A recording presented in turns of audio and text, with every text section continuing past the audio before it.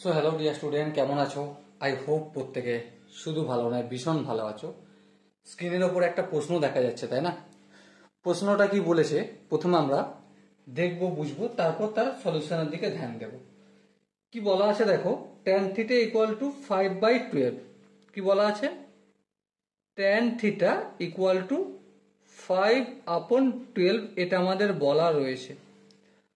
আর কি রয়েছে? Sine theta ঋণাত্মক হলে, মানে সাইন থিটা এর মান নেগেটিভ, 0 থেকে ছোট, তাহলে নির্ণয় কি করতে হবে? কস থিটা এর ভ্যালু কত সেটা আমাদের নির্ণয় করতে হবে। চলো, এই কোশ্চেনটা সলিউশনের জন্য আমরা একটু কোয়াড্রেন্টের হেল্প নেব।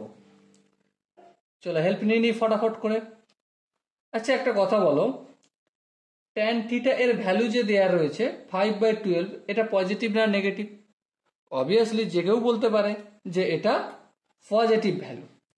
এবার ট্যান থিটা এর পজিটিভ ভ্যালু কোন কোন কোয়াড্রেন্টে হয়? ফার্স্ট কোয়াড্রেন্ট আর থার্ড কোয়াড্রেন্টে।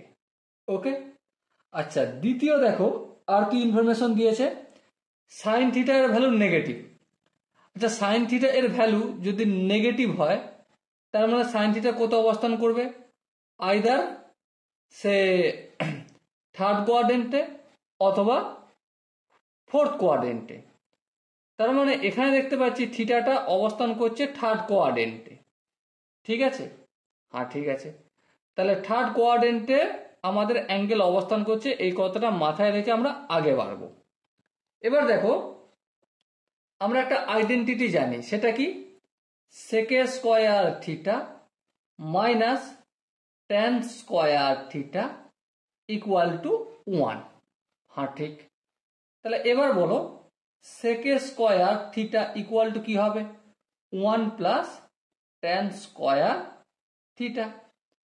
তো এখানে দেখো 1 প্লাস ট্যান থিটার মান কত? 5/12। ট্যান স্কোয়ার থিটার ভ্যালু কত তাহলে? অবভিয়াসলি 25/144। এবারে যদি ক্যালকুলেশন করি, 144 আর এটা 144 প্লাস 25, সো ইকুয়াল টু কি হয়? 169/12। এটা কি পেলাম আমরা?